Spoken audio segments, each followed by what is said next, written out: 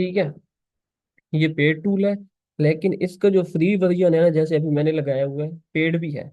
जो free version है ना, उसके रिलेटेड आप लोग 500 यूआरएल तक अगर कोई वेबसाइट है ना, तो उसको इजीली एक्सप्लोर कर सकते हैं।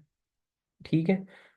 आगे आपको जाना है ना, तो जो बंदा सीरियस होगा तो वो पेड वर्जन भी यूज करेगा। पायरेटेड भी होते हैं, लेकिन पायरेटेड मैं तो रिकमेंड नहीं करता। ठीक है, पायरेटेड मिल जाते हैं आपको वेबसाइट से काफी से। तो कोशिश करें, अगर सही तरीके से काम करना है ना, तो इसका पेड वर्जन ले लें अगर करना है तो। बाकी जो फ्री वाला है ना, छोटी छोटी वेबसाइट जो है ना, वो इसमें कवर हो जाती हैं इजीली। ठीक है। अब इसकी बाकी जो सेटिंग है, कॉन्फ़िगरेशन है, वो मैंने तो ऑलरेडी कर ली है, लेकिन ज़्यादा डिटेल में अभी नहीं जाता। आप नॉर्मल इसको यूज़ कर सकते हैं, कोई इसमें कोई हार्ड एंड टफ चीज़ नहीं है। मैं ना यहाँ पे एक साइट जो है ना, उसको ले लेता हूँ। ये अपने ग्रुप में सही है। ठीक है, सबका ना थोड़ा थोड़ा मैं ओवरव्यू दूंगा आप लोगों को। हमने जब इस पे जो है ना क्रॉलिंग स्टार्ट कर दिया, अब इसका जो क्रॉलर है ना, ठीक है, उसका डाटा जितना भी है ना, एसिड यूज़ करेगा और डाटा निकाल। लैग हो तो लाजमी बताना, लाजमी बताना। ठीक है, अच्छा ये देखें इसने कह दिया है कि the free version of streaming clock spider is limited to 500 URLs. Purchase करेंगे तो फिर आपको दूसरा मिलेगा। ठीक है, तो ये अभी 500 यूआरएल तक इसको करेगा, क्रॉल करेगा।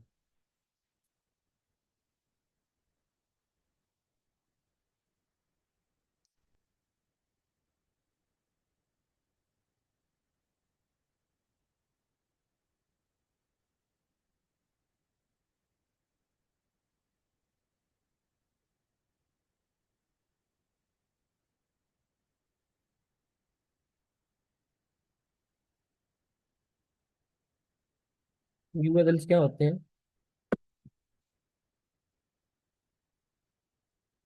यूआरएल ऑलरेडी बताया गया है कि जो आपके पेजेस होते हैं, जो आपके इमेज है, इमेज का एक यूआरएल होता है, आपकी पोस्ट का एक यूआरएल होता है, हर एक चीज का यूआरएल होता है आपकी साइट पे।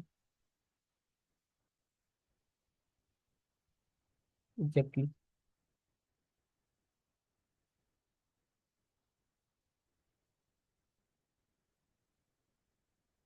अच्छा, ये ना इसकी क्रॉलिंग कर लेंगे जरा, फिर हम आगे चलते हैं। इसको शेयर करूँ। 2340 तक हो गया अभी। रहते हैं कुछ, वो भी कर देगा इसको। अब इस साइट के ना 500 से ज्यादा है, तभी उसने सिर्फ 500 ही उठाया उसमें से।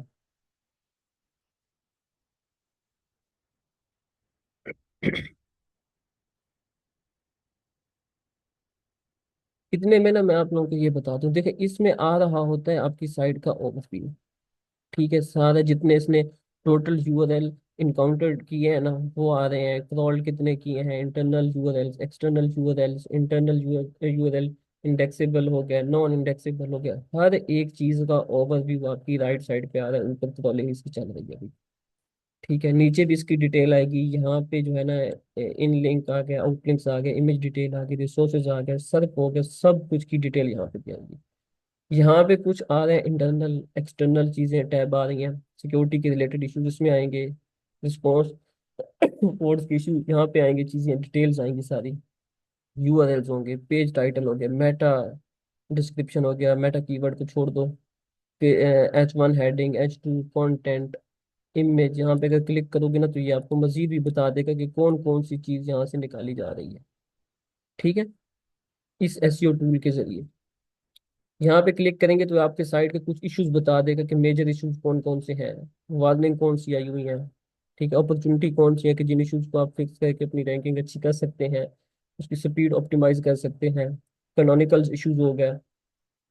ये सारा एक ओवरव्यू आपको यहाँ तक भी नजर आ रहा है। साथ लिखा हुआ कि 5 इश्यूज हैं, 21 वार्निंग्स हैं, 20 अपॉर्चुनिटीज हैं, और टोटल जो है जितना अभी इसने क्रॉल किया ना, ये 46 बन रहे हैं। साइट स्ट्रक्चर हो गया, सेगमेंट्स हो गया, रिस्पॉन्स टाइम हो गया, एपीआई हो गया। कोई एपीआई होंगी तो वो उसकी डिटेल यहाँ पे आ जाएगी सारी। स्पेलिंग एंड ग्रामर मिस्टेक्स हो गई। उसके अलावा भी बहुत कुछ है। यही है बल्कि चीज़ें। बाकी इसको मजीद जो कॉन्फ़िगर टैब्स करेंगे तो आप कर सकते हैं।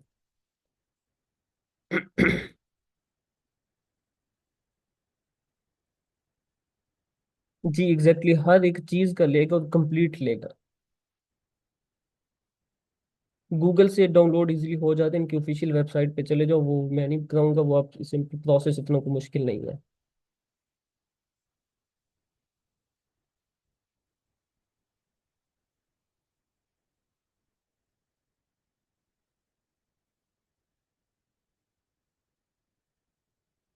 और मुझे नहीं लगता कि इस क्लास के अंदर सारा कुछ हम कवर कर सकेंगे, लेकिन मैं ओवरव्यू के अंदर जितना कवर हो गया उतना बेस्ट है। अगर मजीद आप लोगों में से कोई बंदा विलिंग होगा, दो चार छह लोग, जब मैं खुद अगर टाइम हुआ तो हम इसको ना, जब ओवरव्यू एंड होंगे ना सब चीज़ों के, तब जाकर ना प्रैक्टिकल भी कर लेंगे काफ़ी वेबसाइट की। ठीक है, आज तो मैंने एक वेबसाइट ये उठाई है, एक दो वेबसाइट जो है ना अभी मैं क्लास में से लेकर उस पर एक रैंडम लुक दे देंगे सबको। ठीक है जी, क्रॉल जो है ना इसने 100% अपना कंप्लीट कर लिया है, और वेबसाइट का सारा डाटा जो है ना इसने शो हमें करवा दिया यहाँ पे।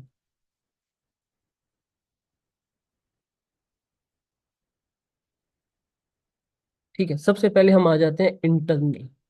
ये इधर ऑल है, इसको मैं कर देता हूँ, एक सेकेंड, यहाँ पे मैं कर देता हूँ ओवरव्यू। अच्छा, क्लास के एंड पे ना मैंने दो चार टिप्स आपको और भी बतानी है, वो भी बड़े मजे की है, कि आप अपनी कंपटीटर की किसी भी साइट के बारे में ना कैसे अपना जो है ना एक प्रॉपर एनालिसिस कर सकते हैं, कि वो कौन सा थीम यूज कर रहा है, कौन कौन से प्लगइन यूज कर रहा है। ठीक है ना, और लेट्स सपोज आपके कंपटीटर है।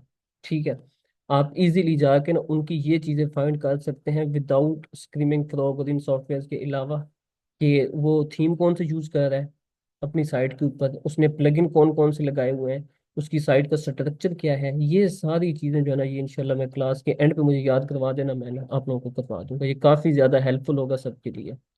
ठीक है ना, जो सीरियस होके काम कर रहे हैं उन्हें मेरी बात समझ आ गई होगी कि मैं क्या बात कर रहा हूँ। ठीक है जी, सबसे पहले हम आ जाते हैं इंटरनल लिंक के ऊपर। इंटरनल लिंक के ऊपर किया ना, यहाँ पे कैटेगरीज आ रही हैं: HTML, JavaScript, CSS, images, PDF, flash, other unknown. ये सारी सेम चीजें यहाँ पे भी ओवरव्यू के अंदर आ रही हैं आप लोगों को, तो इसको खोलने की जरूरत नहीं है, यहीं से ही देख लें से बेहतर है। HTML पेजेस, टोटल URL जो इनकाउंटर हुए ना वो है 377। ठीक है, इनका जो है ना कलेक्टिवली, उसके अंदर हमारे जो HTML पेजेस है ना, पहले हमने इसको देखना है कि टोटल जो HTML पेजेस हैं, जिनकी जो हमारे वेबसाइट के वो पेजेस बने हुए हैं, उनकी क्या तादाद है। वो है 141। ठीक है, HTML फाइल, सॉरी, जावास्क्रिप्ट की कितनी है, वो है 25। CSS की जो फाइल्स हमारी इस साइट की वो बनी हुई है, ये सारे उनके URLs भी आ रहे हैं, डिटेल भी आ रही है। हम इसको फर्दर जो है ना एक्सप्लोर करते हैं। इमेजेस की है 132, PDF नहीं है, फ्लैश नहीं है, अदर्स नहीं है। अदर्स ये होते हैं जो CSS जावास्क्रिप्ट जो है ना, इनके रिलेटेड कोई फॉर्मेट की होंगी ना, तो वो यहाँ पे आ जाएगी। अननोन वो होंगी जो फॉर्मेट जो इसने प्रॉपरली इसको अंडरस्टैंड नहीं किया होगा, वो आ जाएंगे। ठीक है, तो सबसे पहले हम आ जाते हैं HTML के अंदर। HTML के अंदर देखें, एक वेबसाइट का URL आ रहा है प्रॉपर। ठीक है, उसको हम एक्सप्लोर करेंगे, पढ़ेंगे उसके बारे में कि ये URL जो है ना हमारी साइट का, ये काम भी कर रहा है, नहीं काम कर रहा, ये रीडायरेक्ट तो नहीं हो रहा, इसके अंदर कोई इशू तो नहीं है। ये चीज़ें ना हम ओवरव्यू के अंदर देखेंगे, जब हम आगे पढ़ेंगे ना बाकी चीज़ तो आपको क्लियर होती रहेंगी साथ साथ। ठीक है, यहाँ पे आ रहा है सबसे पहले हमारी साइट का URL। ठीक है, रिस्पॉन्स कोड का किसी को पता है? स्टेटस कोड है किसी को आइडिया कि ये क्या होते हैं? आप लोगों में पता है किसी को? फ्लैश एक मीडिया की फाइल्स होती हैं,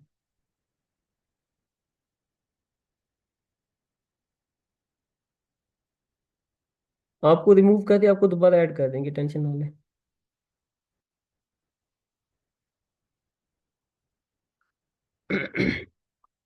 पहले ना मैं एक छोटा सा ओवरव्यू आप लोगों को मेरे ख्याल में दे ही दूं, यहाँ पे तो ज्यादा ही बेहतर है। ठीक है, 200 का क्या होता है? 200 का जो होता है ना स्टेटस कोड, ये कुछ कोड्स होते हैं, यानी कि 200, 201, 204 यहाँ तक होते हैं। 200 का मतलब होता है रिक्वेस्ट सक्सेसफुली प्रोसेस हो गई है। ठीक है, कि एक देखें, अब आप कोई भी URL को एक्सेस करते हैं ना, तो जब आप उसकी उसको एंटर करते हैं अपने सिस्टम के अंदर, तो वो एंटर करने के बाद वो सर्वर पे रिक्वेस्ट जाती है कि क्लाइंट कंप्यूटर ने ये इस URL की एक्सेस मांगी है, तो इसको अलाउ करें। ठीक है, 200 का कोड आ रहा है ना, तो उसका मतलब है वो सक्सेसफुली काम कर रहा है, रिक्वेस्ट सक्सेसफुली प्रोसेस हो गई है। ठीक है, और अगर 204 आ जाए तो रिक्वेस्ट सक्सेसफुल हो जाती है, लेकिन कोई कंटेंट नहीं रिटर्न किया जाता अगर 204 आ जाता है।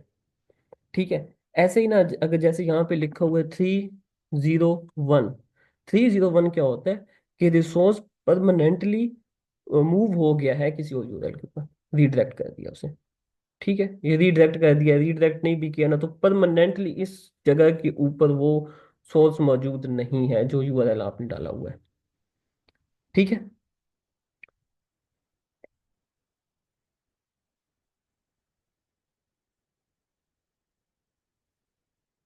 खैर ये देखते हैं, सबसे पहले ये हो गया। उसके बाद हम साथ ही देखेंगे कि हमारी कितनी चीज़ें हैं जो कि नॉन इंडेक्सेबल हैं, नो इंडेक्स हुई पड़ी हैं, रीडायरेक्ट हुई हैं, या उनका जो स्टेटस कोड कौन सा है। देखिए, अगर आपका क्लाइंट है, उसकी साइट है, और उसकी साइट के ऊपर इंटरनल कोई यूआरएल है जो कि 404 आ रहा है, ठीक है, जिसका जिसको हम एक्सेस करते हैं तो वो पेज ही नहीं है, वहाँ पे फॉरबिटन पेज है।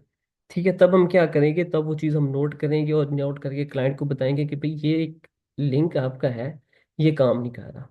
ठीक है। या एक आपका इंपॉर्टेंट पेज है जो कि नो इंडेक्स है, जिसको इंडेक्स होना चाहिए था। ठीक है। या आपका कोई पेज है जो कि परमानेंटली मूव हो चुका है, उसको रिमूव कर दिया, या कोई भी इश्यूज होंगे ना वो सारे के सारे यहाँ पे आएंगे, A to Z। मैं आपको ना अभी थोड़ा थोड़ा करके ना करवाता हूँ ताकि सारे लोग जो है ना वो कंफ्यूज ना, क्योंकि आप लोगों में से काफी लोग होंगे जिनको ऑलरेडी चीज़ों का पता होगा।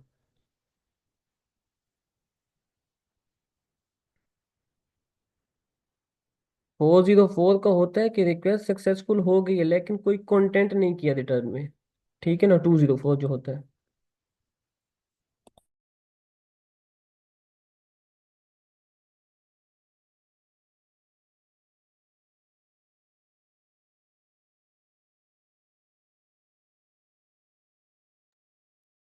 अच्छा जी, सॉरी मैंने वो माइक ऑफ किया था।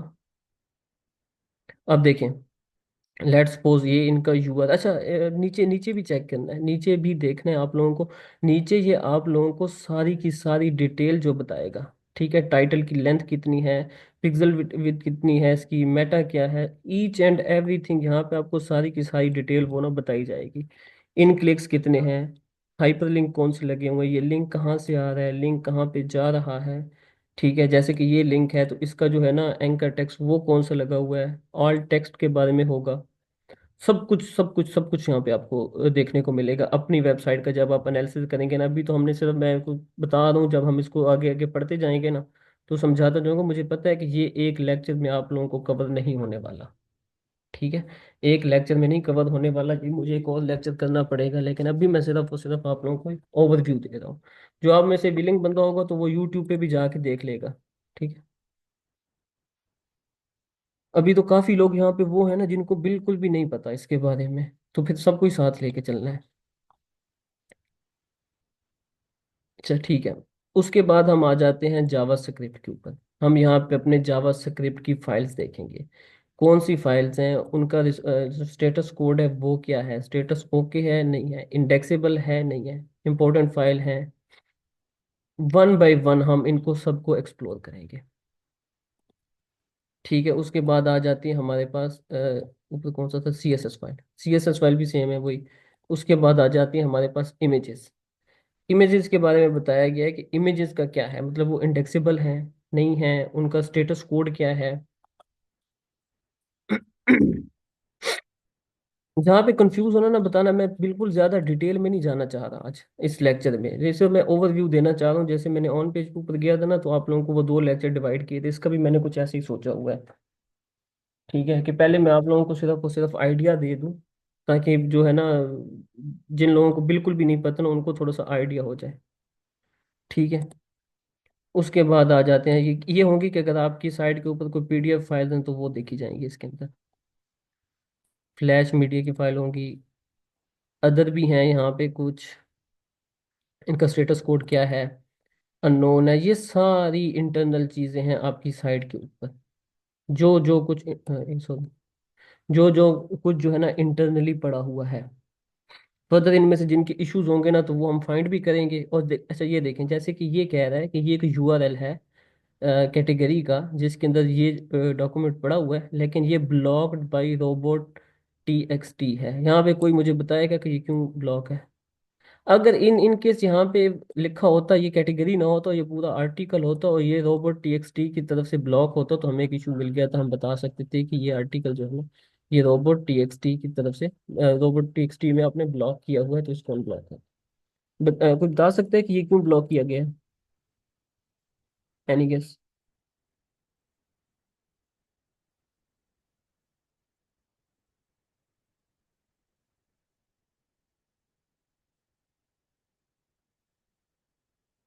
ये मुझे बताएं कि क्यों ब्लॉक किया गया है।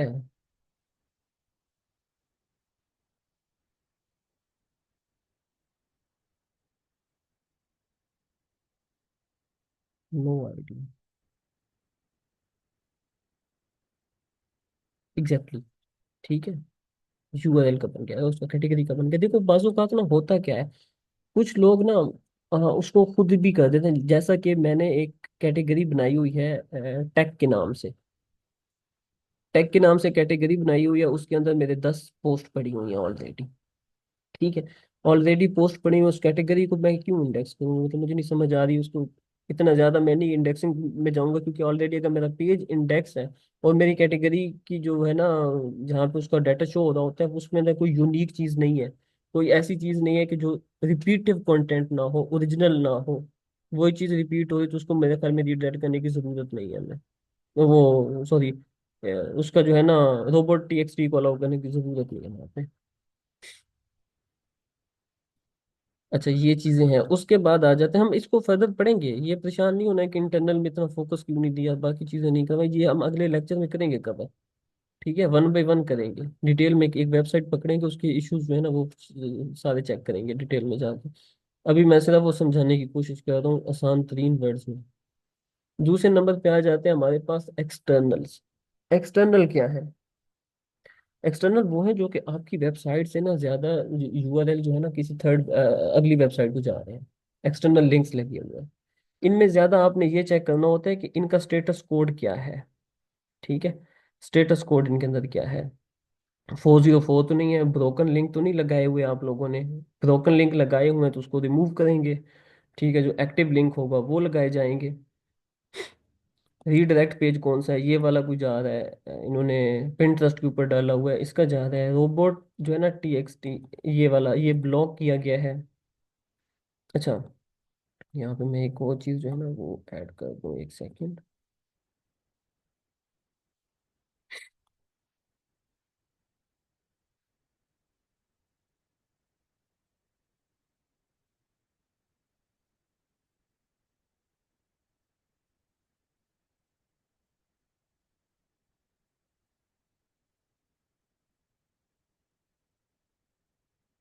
आगे एक्सप्लेन करेंगे, अभी फिलहाल यार ओवरव्यू तो ले लेना थोड़ा थोड़ा चीज़ों का। आहिस्ता ऐसा ओवरव्यू ले लें, मुझे 1 मिनट दीजिएगा, मैं इसको कनेक्ट कर लूँ साथ में।